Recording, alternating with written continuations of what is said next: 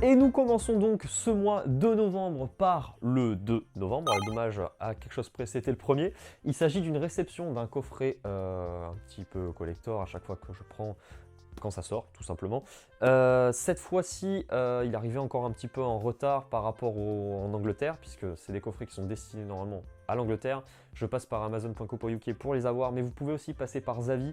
Dernièrement, j'avais eu des soucis via Zavi, il y avait un truc que j'avais commandé, puis ils ont changé de mode de fonctionnement, je pense, depuis, puisque les packaging et tout sont plus pareils. Il y a eu un gros souci d'ailleurs, pendant un bon moment, il n'y avait plus rien sur Zavi en termes de coffret pour ça. Il s'agit du coup, je crève le suspense, de Doctor Who, l'ancienne série, la saison 25 en l'occurrence. J'avais commandé du coup la nouvelle saison 1 de 2024, donc la toute dernière qui vient de sortir, à l'heure où je tourne cette vidéo, sur Zavi justement, et j'avais pas eu de souci.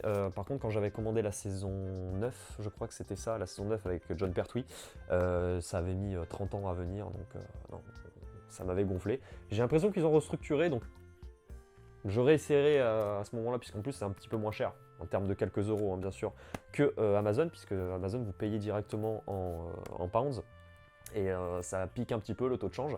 Sur Zavi, vous payez directement en euros, il y a déjà le taux de change qui est appliqué, et il n'y a pas beaucoup en fait, de frais par rapport à directement si vous prenez en Angleterre. Cette saison 25 du coup vient s'ajouter aux autres que j'ai déjà dans ce format-là, c'est-à-dire la saison 2, la 8, la 9, la 12, la 14, la 15, la 19, la 20 et la 24, que j'avais déjà du coup en format comme ça, grosse boîte collector, limited edition grise. Elles ressortent un peu plus tard en version plus fine. J'ai déjà la 10 et la 23 dans ces versions-là, puisque la 10 c'était impossible à la trouver, je ne la trouve toujours pas. D'ailleurs, la 23 par contre c'est trouvable mais très cher, beaucoup trop cher pour moi. Sur ces coffrets-là, je mets pas plus de 150 € si jamais je ne les récupère pas dès le début, donc le double, littéralement. Ça part très vite. La saison 19 par exemple, j'ai eu un cul pas possible pour l'avoir. Un gars qui la vendait ouais, 70 € je crois, un truc comme ça. Et c'était vraiment un gros coup de chance, puisque il y avait beaucoup de personnes qui les mettaient à plus de 500 balles. Et ça se vendait, c'est ça le problème. Alors, en l'occurrence, je suis content puisque j'ai pu récupérer du coup cette saison 25 en temps et en heure. Maintenant c'est mon credo, je le fais dès que c'est possible. Il m'en reste pas beaucoup en fait à toper. Notamment je pense que la prochaine que je vais avoir, vous allez sûrement l'avoir dans un de ces formats là, c'est la 17, puisqu'elle était encore distribuée il n'y a pas très longtemps. Je l'ai loupé, j'ai loupé le coche, elle n'était pas trop chère, elle était à 120 € et maintenant c'est plus de 200 €. J'ai des touches sur eBay bien sûr pour l'avoir. Pas trop cher encore, ça va, 120, 130 €, ça reste raisonnable on va dire. Et du coup, bon, je la commanderai dès que possible. Par contre, pour certaines saisons, c'est mort, hein, c'est complètement cuit. Mais bon, en tout cas, je suis heureux d'avoir celle-ci qui vient s'ajouter à la collection. Bien sûr, je vous mets un petit aperçu de ce que j'ai actuellement. Mais ça sera peut-être pour une autre vidéo pour voir un peu le reste. On passe à la suite? C'est parti. 5 novembre 2024, et là, j'ai deux coffrets. Une série et une saga. La saga, c'est plutôt sympa, tout ce qu'il y a dedans. Alors, je vais commencer par la série, bien sûr. Vous n'êtes pas sans savoir, je pense, que Arcane est enfin sorti la saison 1 en Blu-ray, tout simplement. En Blu-ray classique, il n'y a pas eu de 4K pour ça. Je pense que Netflix se réserve la 4K pour le site.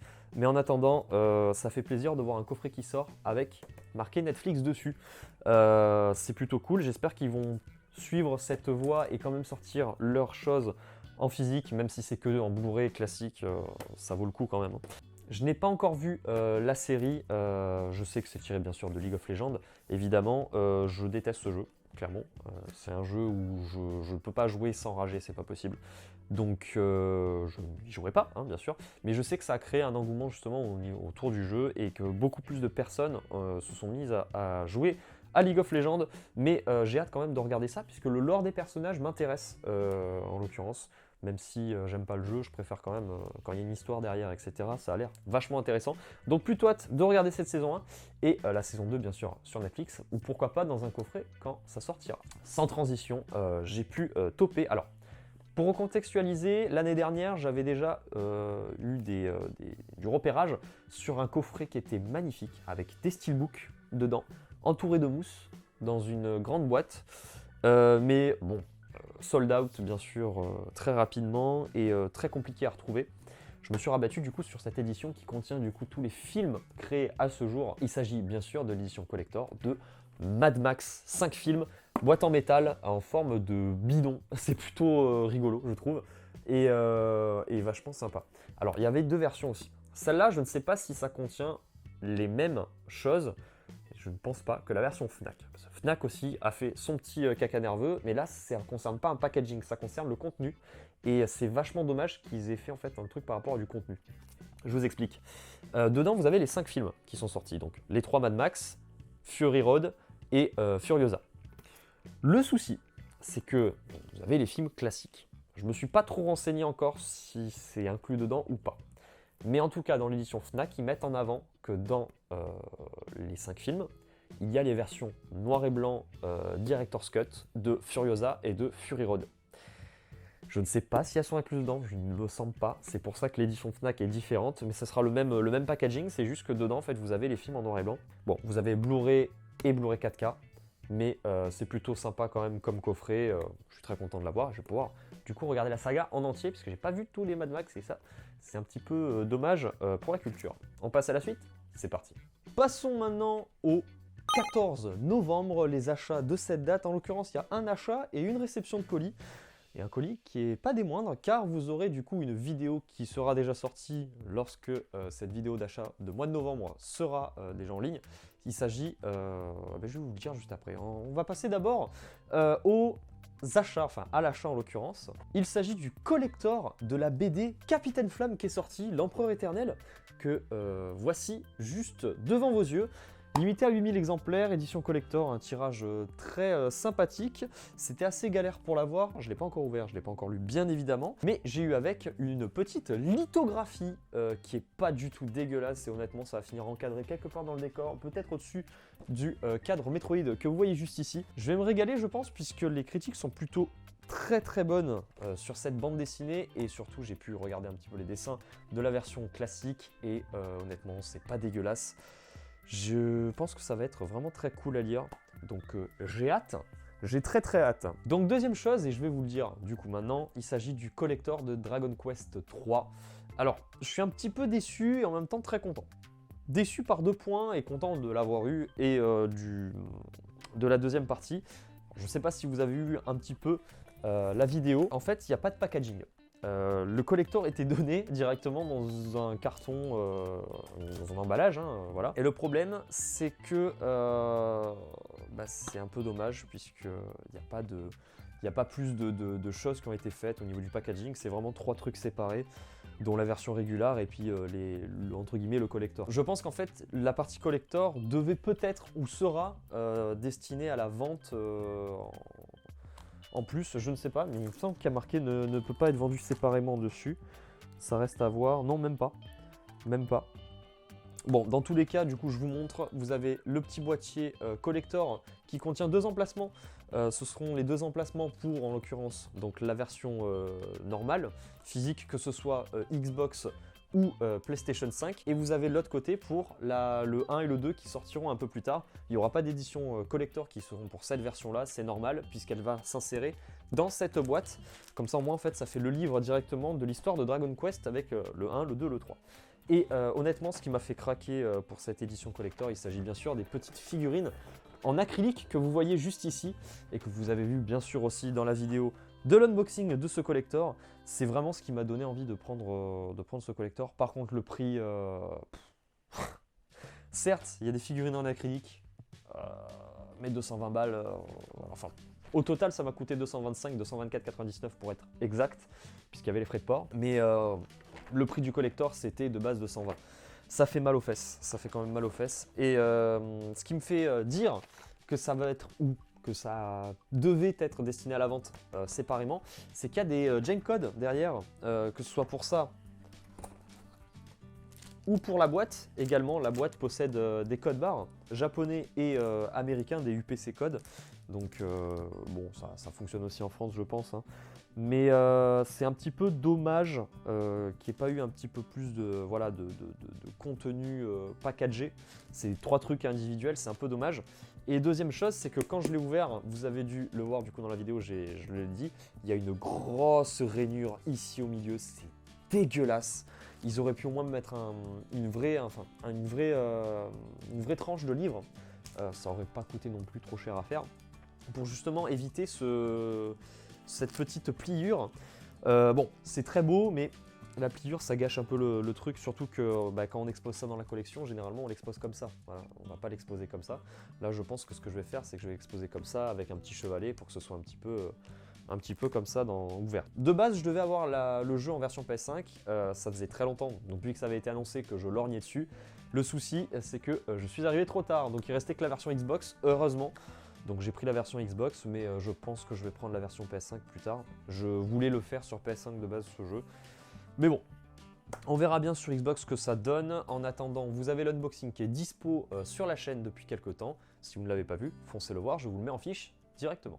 On passe à la suite, c'est parti. Et pour suivre, le 16 novembre 2024, alors je l'ai reçu le 15, mais je l'ai récupéré le 16. Voilà, comme ça au moins on met les choses au point directement. Il s'agit d'un vinyle et je suis très content de l'avoir. C'était absolument pas prévu comme achat, mais quand j'ai vu popper ça, je me suis dit, le soutien quand même, ça mérite, surtout que c'est un travail de taré qui a été fait dessus.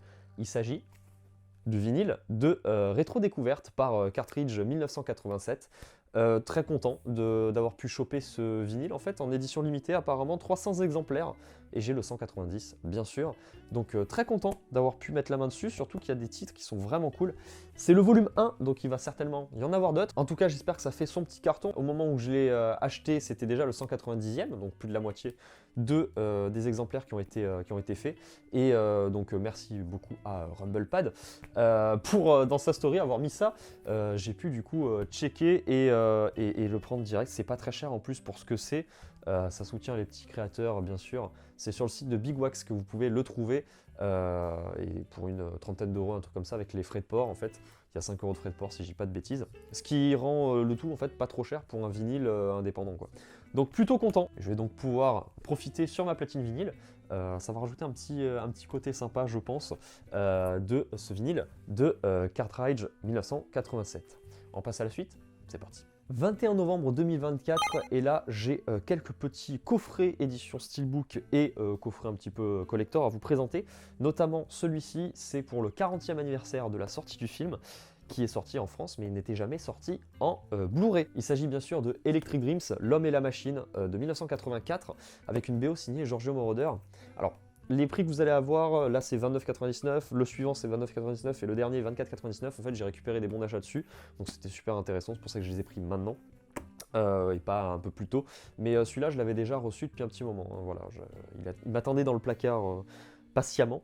C'est un film qui apparemment n'est pas trop connu, pourtant la BO tout le monde l'a entendu, Electric Dreams notamment avec de Phil Oakey et Giorgio Moroder. La BO est signée Giorgio Moroder de ce film. Un film qui raconte un triangle amoureux avec un ordinateur, un homme et une fille, bien sûr, qui se finit très très bien sur les ondes, on va dire ça comme ça. Je ne l'ai pas vu, ça sera l'occasion justement de le voir. Je connais un petit peu le pitch, je connais un petit peu certaines scènes, notamment la fin, mais ça devrait être intéressant à regarder, surtout que voilà, c'est la première fois qu'il sort en Blu-ray celui-ci. Il n'était jamais sorti en Blu-ray. Le DVD, je suis pas sûr, il me semble qu'il était déjà sorti en DVD, mais Blu-ray sûr et certain, c'est la première fois que ça sort en Blu-ray et c'est une édition avec un petit livret. Alors pour 30 euros, je pense que c'est plutôt ok. Pour suivre, nous avons un film qui était déjà sorti en Blu-ray Steelbook pour son 30e anniversaire. Là, bon, le 30e anniversaire est passé depuis un petit moment, mais il a eu le droit à sa ressortie en Blu-ray DVD. Il s'agit d'Akira, bien sûr, le chef-d'œuvre d'animation japonaise qui était sorti en 88. Pas besoin d'une qualité supérieure hein, pour les films d'animation, le Blu-ray suffit amplement, bien sûr. Le 4K, c'est optionnel. Là vraiment on est sur une version qui est plutôt sympa. Donc contient le doublage français originel plus une nouvelle version française améliorée 5.1 version 2.0 dénuée des erreurs historiques et avec l'ensemble des voix françaises originales. Peut-être à comparer avec l'autre version, enfin la version originale et la version refaite, ça devrait être intéressant. Sachant qu'apparemment quand ils ont sorti le film d'animation, le manga n'était pas encore fini. Donc ça c'est plutôt intéressant à découvrir. En tout cas je suis content d'avoir pu mettre la main dessus. Pour finir, donc pour cette journée, tout simplement, j'avais partie 1, j'avais partie 2, ben maintenant partie 3, bien sûr Justice League, Crisis on Infinite Earth. Et bon, rien à dire dessus, je ne l'ai pas encore vu bien sûr puisque je viens de l'acheter. Mais j'ai vu la première partie, c'est un peu bordel. Il faut regarder tout en fait, il faut regarder tous les films qui ont été faits avant. Parce qu'ils ont fait, en fait, ils ont récupéré les histoires originelles des comics, mais ils ont créé un lien entre tous les films. Voilà, un petit peu chiant. Donc celui-là, voilà, 24,99, j'ai récupéré un bon achat dessus. C'est très très bien. En 4K avec le Blu-ray classique dedans. Et on passe à la suite? C'est parti. 22 novembre 2024 et j'ai topé deux petits jeux, dont un qui a été reçu aujourd'hui, qui a été commandé il y a un petit moment et que j'attendais puisque il y avait une sorte de rupture de stock, je sais pas quoi précisément. Bref, dans tous les cas, je vais commencer par ceci. Je recontextualise. Il était sorti il y a un petit moment, ce jeu-là en version standard. Ils ont décidé de le refaire avec un peu plus de jeux dedans. C'est une compilation. Il s'agit bien sûr de l'Extended Edition de la collection Atari 50e anniversaire, qui est plutôt intéressant puisque vous avez en fait une pièce d'histoire littéralement sur Nintendo Switch dans un steelbook avec quelques petits trucs en plus, notamment une réplique de la carte de visite d'Al Alcorn, des cartes artistiques rétro Atari et des panneaux miniatures de l'Atari. Bon, je ne sais pas exactement ce qu'ils veulent dire. S'ils parlent de l'Atari, ça parlait normalement de l'Atari 2600 si j'ai pas de bêtises. Ce qui m'a en fait surtout motivé à acheter ce jeu, c'est la présence de prototypes pour un peu toutes les consoles Atari, de l'arcade jusqu'à bien sûr la Jaguar et la Lynx. Ça c'est plutôt cool. Et il y a aussi des jeux micro qui sont dedans, donc plus de 140 jeux sont proposés dans cette compilation, ce qui est plutôt énorme quand même. C'est pour ça que je vous dis que c'est une pièce d'histoire et c'est plutôt intéressant à voir sur Switch. Donc à comparer peut-être avec les jeux Atari 2600+, enfin la qualité de sortie, on va dire ça comme ça, de l'Atari 2600+, comparé à ceci. Surtout qu'il y a la 7800 qui va sortir dans pas longtemps. Bien sûr, elle est précommandée, mais ça, on verra plus tard, sûrement au mois de décembre. Pour continuer pour ce jour, j'ai topé. Alors, pour pas grand chose, puisqu'en fait j'avais des bons d'achat, donc le jeu m'est revenu à environ 1,30€, 35, un truc comme ça. Un jeu que j'avais déjà, mais qui est ressorti récemment, vous avez sûrement dû le voir. Il s'agit de Sonic et Shadow Génération. J'avais déjà Sonic Génération, je l'ai topé en fait l'année dernière, et ça fait très longtemps que ce jeu, j'avais envie d'y jouer en fait. J'avais découvert l'existence du jeu via les pubs à la télé, mais aussi j'avais lu un Picsou Magazine à l'époque, avec du coup, il y a un des goodies qui était dedans. Ce goodies là, en l'occurrence, le bracelet Sonic Génération, que j'ai toujours, justement, que je mets bien sûr là-dedans. C'est le bracelet pour courir plus vite, bien sûr, évidemment. Et du coup, en fait, il y avait un petit peu le test du jeu à l'intérieur qui était vachement cool. Et ce qui était encore plus cool, c'est que c'était un jeu qui sortait et sur Xbox 360 et sur PS3, mais surtout sur 3DS. Et oui, et ça c'est bien, c'est important. Sur PC aussi, bien sûr. Mais donc, ça m'a plutôt intrigué d'avoir cette version refaite avec des niveaux en plus et Shadow. À voir ce que ça donne et pourquoi pas comparer les deux versions. Le jeu, du coup, en fait, je l'ai topé, je vous ai dit, l'année dernière. Je l'ai toujours pas fait, il est toujours sur ma liste de jeux à faire. En tout cas, c'est l'édition Day One avec le journal de Robotnik à l'intérieur. Et ça, c'est plutôt cool, puisque bah, ça fait un petit truc en plus quand même, voilà, qui n'est pas dans toutes les versions, donc jusqu'à épuisement des stocks, un petit peu comme toutes les éditions Day One. Souvent, il y a des codes de téléchargement, là, il y a des petits trucs en plus. On passe à la suite? C'est parti! 25 novembre 2024 et j'ai réussi à toper sur le site de Just for Games pendant le Black Friday Week 3 petits jeux, 2 jeux PS4, un jeu PS5. C'est en fait surtout ce jeu PS5 qui m'intéressait énormément, j'en ai profité pour les deux autres puisqu'ils n'étaient pas trop chers à mon sens. Le troisième petit jeu est plutôt sympa, ça faisait longtemps que je le cherchais. Et du coup, les jeux PS4, vous les avez juste ici. Il s'agit de Shenmue 3. Là, je vais pas le déballer pour l'instant, il va aller dans une boîte anti-vol directement puisque je l'ai déjà sur PC. Donc si je veux le faire, je le ferai sur PC. Je ne l'ai jamais fait. J'ai fait le 1, le 2, mais j'ai pas fait le 3.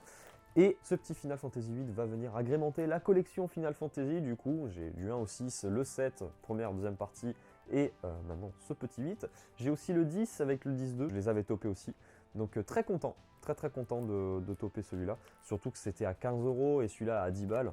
Honnêtement, il n'y a pas de problème. Et pour finir du coup cette journée, bien sûr, puisque je n'avais pris que ça, le petit Death Door Ultimate Edition. Pourquoi cette version-là précisément? Parce qu'il y a le disque dedans avec l'OST, et ça, je le voulais vraiment, puisqu'il y a des musiques de fou dedans. Elles sont vraiment très bien, elles sont très cool, très chill, assez rythmées aussi pour certaines. Donc très content de faire rentrer ce jeu dans la collection. Je vais pouvoir le faire. Alors je l'ai sur le Game Pass aussi, mais là du coup je pourrais l'avoir en boîte sans me soucier de la perte du Game Pass un jour ou l'autre, puisque le mien arrive à terme. J'avais bénéficié quand on pouvait faire l'offre, en fait cumuler les 3 ans de Xbox Live et basculer, les échanger contre du Game Pass pour 1 euro. Cette offre là je l'avais fait du coup il y a presque 3 ans, donc bah, malheureusement c'est presque fini. Voilà, le 5 janvier je crois que mon Game Pass se termine. Alors il va falloir du coup que je paye mon Game Pass au mois, et honnêtement j'ai pas forcément envie, puisque les prix ont augmenté et c'est pas TikTok. Donc, je paierai quand j'aurai envie. Bref, dans tous les cas je me sécurise bien sûr le fait de pouvoir faire ce jeu à tout moment, et ça c'est plutôt cool. Et c'est terminé pour ce mois de novembre. On passe à la fin. C'est parti.